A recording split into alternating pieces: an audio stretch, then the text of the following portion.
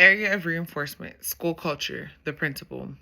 Ensures that a positive, collaborative, and collegial school culture facilitates and enhances the implementations of campus initiatives and the achievement of campus goals. What differences in attitude do you notice between the two meetings? Why was there a difference, in your opinion? So for my videos that I submitted this last time, I first submitted a video that was prior to a meeting that my team and I had about the enrichment club that we're trying to establish for our biology program. Um, Seeing as I'm the AP over biology, one of our main goals this school year is to improve our meets and our mastery in on biology EOCs. And in the past, our data has increased tremendously in the approaches area, but not as much in the meets and mastery. So for this past school year, our approaches was at 77 or 78%. Meets was at 44%, and then masters was 8%. So the goals that my team and I set were for approaches to be at 90%, meets to be at 50%, and mastery to be at 10%. Ultimately, the two meetings I feel like were different because the first meeting was a little bit more of a it was a little bit more of a like what if. It was all the possibilities that we could come up with for the situation. Just laying the groundwork and establishing those things as we kind of would like to see them, and as a team, the goals that we set for ourselves and our students for this school year. The first meeting was more positive because it was just all the endless possibilities of what could be. The second meeting, I feel like, was not necessarily less positive, but it was more realistic based on what had happened. So at the second meeting, we had a conversation about what went well and what other things we could improve upon for the first initial meeting that we had. The initial meeting that we had for the Biology Enrichment Club only had about 10 or 15 students.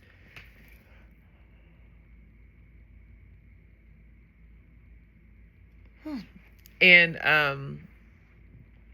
that's a challenge because the goal for the enrichment club is to get as many students as we can and directly impact their learning abilities outside of the classroom so that we can get the in the outcome that we want at the end. The thing that we have found to be the most difficult is getting the students to attend the enrichment club. So we've been tweaking some things minorly to see if we can find different ways to get this to occur and better ways to support the students so that they want to attend the enrichment club. But overall, I think both meetings were relatively beneficial and we got a lot done. It just feels like our biggest drawback will be getting the students to actually attend.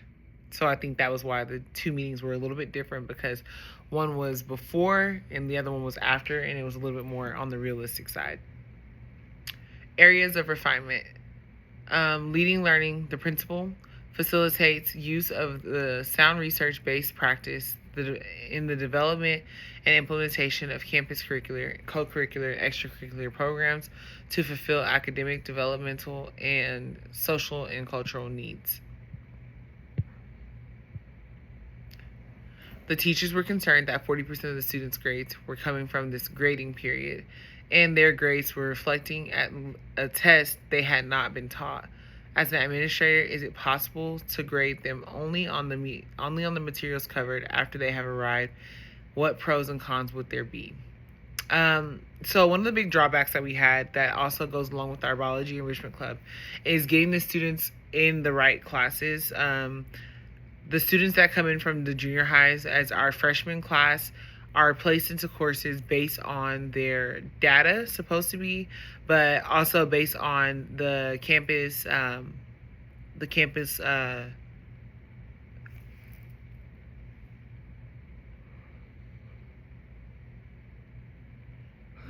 based on the campus expectations. So one of the campuses that we have is an IB campus, and all the students that come from that campus are required to be in an honors or AP courses when they come in for their freshman year, regardless of how their data looks. So a lot of the students that came into us from this IB campus actually were the students who did not meet and did not even approach on their test, meaning they didn't pass. So a big drawback that we had was in the first 6 weeks trying to get the students who were at meets and master actually in the biology program, so that we could use that accurate data when we were planning our goals for the end. We were able to move the majority of the students. I believe there was only 7 that we were not able to move into biology, but we're still running into the issue of being able to move the students that are not supposed to be in there out of biology. So a lot of the teachers were concerned about the grades and the grading period. This process took us a long time. It was probably around the 7-week mark, and grades were coming up for the 9-week mark, and the students were expected to take a benchmark from the district, which has been implemented this school year. We take checkpoints that are district made, and the checkpoints are to see how each campus is doing and track the data throughout the school year. The students who came in from IPC and moved into biology were behind at this point because they came into their freshman year prepared to take biology but were placed into IPC. So for the first 6 or 7 weeks, they were taking IB courses. And so their grades were coming from their IPC classes rather than biology. So the test that they were going to take was a biology exam, and it was over the first the first 7 or 8 weeks of information that the students should have been taught. Something that we had to establish early on is that these students were going to be slightly behind, but we know that they're capable of achieving the goals that we have set for them because they already came in at meets and masters. So they're going to have minor gaps just from the beginning of this school year. I reminded my teachers that it would be the best for them to work with their IPC teachers and get grades that they could use and transition over into their grade books so that these students wouldn't come in and be failing since they were behind on grades and they hadn't been taught this information. Also, the test, I feel like, was a great opportunity for teachers to see where those students were. Many times, teachers underestimate students' ability and they assume that they don't know information. But honestly, letting them take this test, even though they hadn't been taught this information from the school year, was beneficial so that the teachers can see where those students are coming in, and it can help to better assess the gaps that these students have already established, either from this school year or a prior school year. So I think the pros of having the students just take the test and utilize the grades from their other courses is, one, that the students would not be penalized for something that's out of their control. It's neither in the teacher's control either. And also allowing the students to take this test, as I stated, shows us kind of where the students are in their learning. And it gives us the better opportunity to establish a baseline for these students, as well as to determine what gaps they have and start to target those gaps early on instead of waiting until it's closer to the testing time period. Some cons are that the students have lost interest in being in these courses because they have been in the IPC course, and for a student who's at meets and masters, IPC would be seemingly more easy for them because they were already prepared to take biology. And so a lot of the students are coming to biology with a little bit of a disdain. They don't want to take the class. They've already had experience in IPC. They feel like it's easier, it's less challenging. They would like to stay in those courses. And so the teachers are also having to deal with that with the students, wanting to push them back to the level that they came in at, and just getting them to understand that this is for their benefit. The more classes the students take right now in their science journey, the better off they'll be whenever they get to their junior, senior year. And this will allow them to take like dual credit or IB classes and gain college credits. And so the students don't kind of see the end goal now. They think that they're being punished by being placed in these classes. But at the end of the day, they would have had to take biology anyway, and taking it now sooner rather than later is a benefit to the students as well. One of the teachers wanted to talk about the students that were not included in the enrichment program, concerned that it would be impossible for them to pass. Often teachers have concerns that don't actually line up with the purpose of the meeting.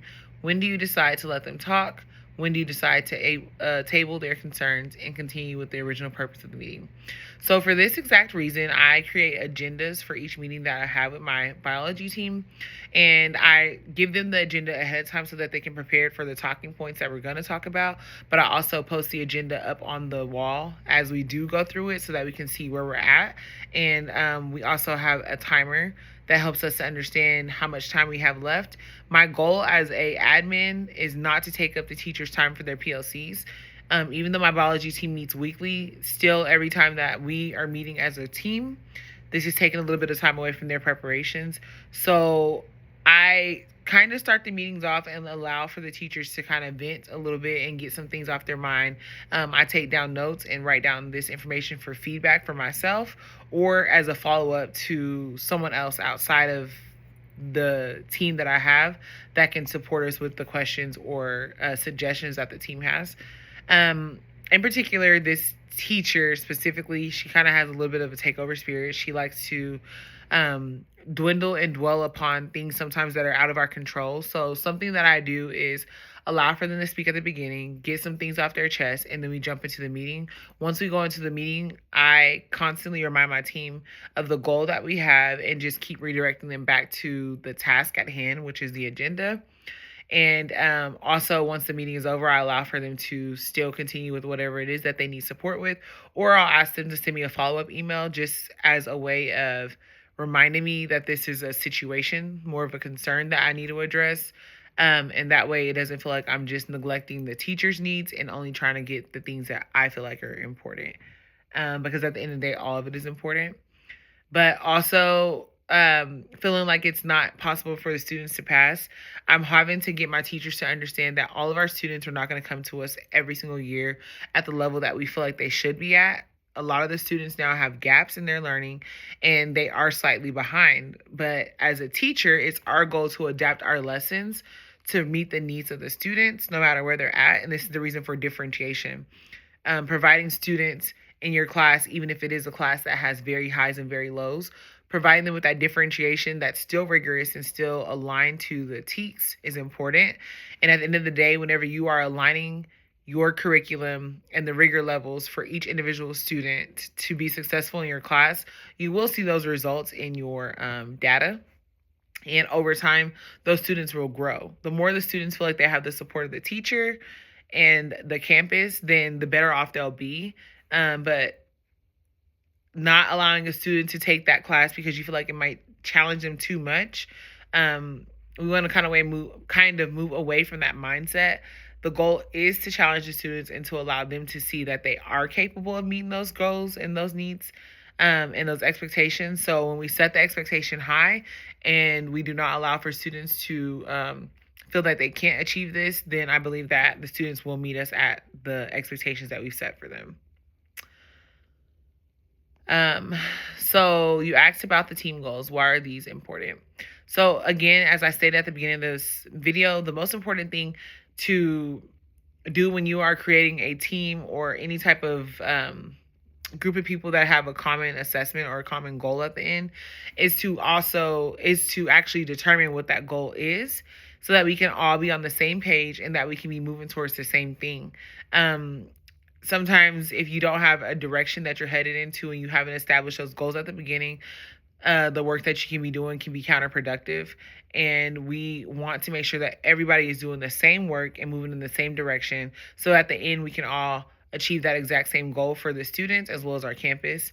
And so I think just establishing the goals as a team, having everybody sit in and be a part of that goal setting is important, because when people are a part of the vision and they help to create some of the tasks and the goals that they feel like are achievable for our students, then we create buy-in not only at the teacher level, but then that teacher is more likely to push that same concept on the students and create buy-in at the student level as well.